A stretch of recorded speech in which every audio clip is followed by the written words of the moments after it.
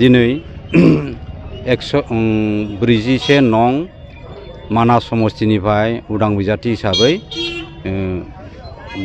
माबा गसंदों।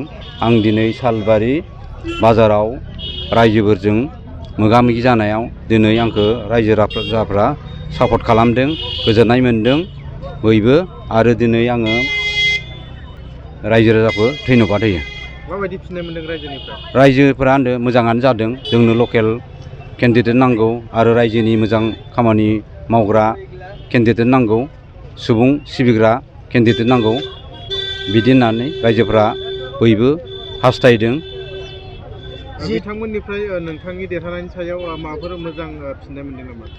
दिनै आं माबा खालामनानै फिल्डआव बेरायनानै रायजोनि सिगाङाव थांनानै आं दिनै आरो बाजाराव दिनै आङो बेरायनानै रायजो राजानिफ्राय सापर्ट मोन्दों आरो देरहानाया दिनै रोखा जाबाय।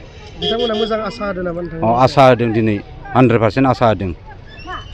नोंथांनि सावगारिया मा? आंनि सावगारिया थेला सावगारि। रायजोफोरा थेला सावगारियाव जेरै रायजोफोरा आं रायजोफोरखौ बेखौनो खावलायो, आंनि थेला सावगारियाव निजेनि बेसेन गोसा भटखौ होनानै आंखौ देरहासार खालामो आरो रायजोनि खामानि मावनो थुलुंगा होयो। जिहेतु नोंथाङा जुदि एमएलए जायोबा रायजोनि मा खामानि मावगोन? आं दिनै प्रथमावनो सालबारिया, दिनै आङो सालबारि हाई सेकेन्डारियावनो फरायोमोन।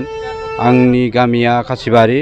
दिनै जोङो थांलाय फैलाय ओरैनो डिसटेन्सआ सालबारिनिफ्राय खासिबारि 6 किल'मिटार 6 किल'मिटार।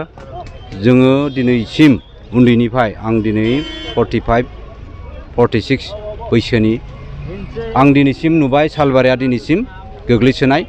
बेनिखायनो आं सालबारि एरियाखौ 1 नम्बराव, मानास एरियाखौ 1 नम्बराव डेभेलप खालामनो थाखाय आं सिन्थाधारा रायजो राजाखौ लानानै खामानि मावो।